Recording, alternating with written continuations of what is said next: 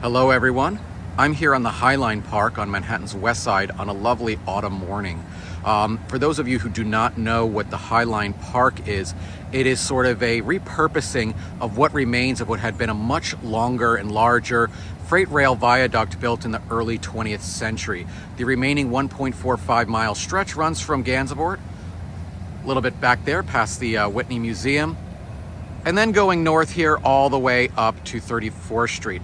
I'm on the sort of first section that began when the park first opened in 2009.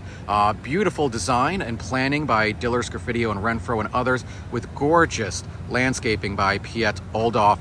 This was this great idea to take what had been long, this abandoned stretch of freight rail, and turn it into a sort of elevated linear park and greenway, and it's been one of the West Side's triumphs.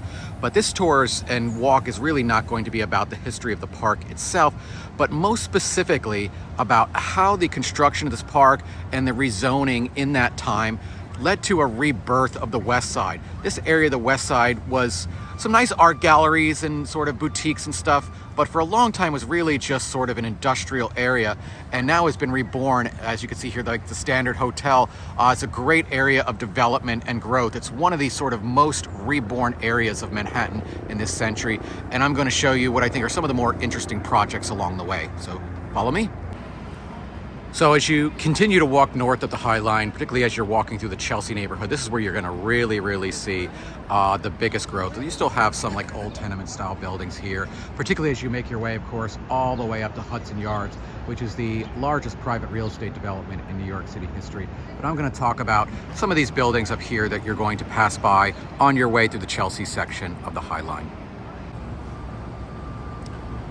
I'm here on the High Line in the Chelsea section, adjacent to 10th Avenue by this new park under construction between 18th and 17th Street over there. So this stretch has two very big new buildings going up, and this is the newest one, as you can see through the windows there, in its final stages of construction. This is now known as One High Line. While it was under development, it was known as the 11 or the 11th because of its proximity and its front entrances, which face 11th Avenue just over in that direction. This was designed by Denmark's most famous modern architect, Bjarke Ingels, in the BIG group. This building consists of 147 condominium units, a 137-room hotel, and on the lower floors, some retail and art space as well. Massive new building. It is actually, can't see it from this perspective. I'll show you the other end of it in a second. This is technically two buildings that are connected by a sky bridge, but gorgeous new building. Will be finished very shortly, and the units are already on the market. So this perspective here, looking down 17th Street, you can see the second building back there. They sort of twist and curve away from each other. It's very unique, and so technically two separate buildings, all one complex, again connected by a sky bridge. Final work is ongoing over there. You can see Chelsea Piers off in the distance. So very unique building, one of many big projects in this century by Bjarke Ingels. So we are here in between the two Lantern House buildings.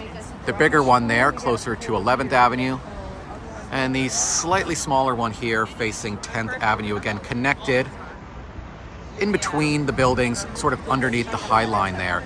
And Heatherwick's inspiration for this did come from some of the industrial buildings that used to be here in this part of Manhattan, but also from, as its namesake is, classic lanterns. Heatherwick also stated that he was inspired by some of the beautiful bay windows he had seen on old Victorian houses. Some people have unfavorably compared these to pickerel barrels and stuff like that, but this is really, in my opinion, one of the more unique residential properties that is now adjacent to the High Line. And when you see each section of window here, each little part of the lantern or barrel, you're looking at basically two units. So here on the lower half, you have a unit. In this case, they've got blackout curtains up there. And then you can see there is another unit up here. So you've got these massive, beautiful apartments. Jogging group coming by on the High Line this morning.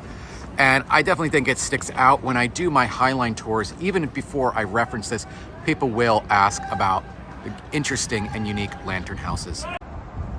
A good example of how much all this new development has actually changed the perspectives to the High Line. Behind Lantern House here, you can see the IAC company building. It is kind of hidden, but we can see a little bit of it there. That opened in 2007 and it was designed by Frank Gehry.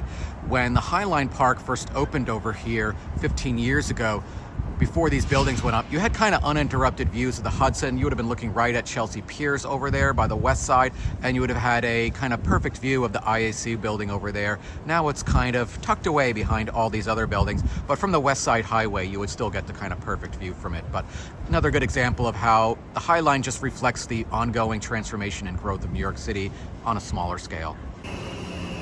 One of the first residential buildings that popped up over the High Line was this one here from 2009 by architect Neil Denari. This one was designed to sort of slightly lean and cantilever over the High Line. Really interesting mixed-use building over here adjacent to 23rd Street. And appropriately enough, it is named HL23 in reference to its location. And the other perspective here, looking at the other side of HL23 from just about a block north here on the High Line. We're going to keep making our way up toward Hudson Yards. So we have come up to my favorite of the new residential buildings that are adjacent to the High Line. This is 520 West 28th Street, also known as 520 West 28th Street by Zaha Hadid. Part of the official name includes the name of its architect, the late Zaha Hadid, who passed away in 2016. This was the only residential building that she did in New York City and was also one of the very last projects she worked on prior to her death.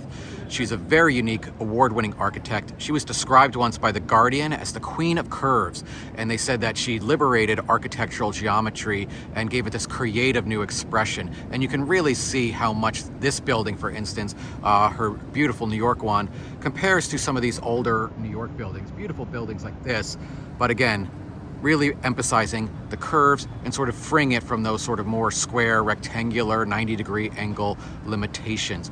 Many of these buildings here, they have gorgeous terraces. You can see terraces over here. The curves allow for some of that really unique outdoor space. And this commands some pretty high prices. I've seen prices in this building ranging from around $4 to $5 million to over $10 million for some of the apartments in Zaha Hadid's gorgeous building here by West 28th Street. Just again, for a different perspective, this is what the Zaha Hadid building looks like from West 28th Street along the High Line here. Absolutely gorgeous building. And now at the end of the High Line, I've come into the Hudson Yards development and district. Not going to do an entire video about that, perhaps another time, but you can see a lot of really unique modern architecture here. Buildings by Foster and Partners, Bjarke Ingels, David Childs, and others. Here's Heatherwick's famous vessel structure here at the centerpiece of Hudson Yards.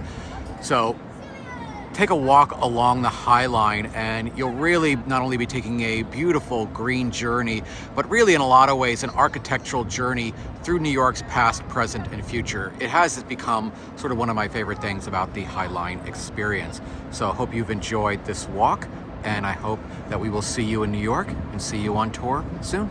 Thank you.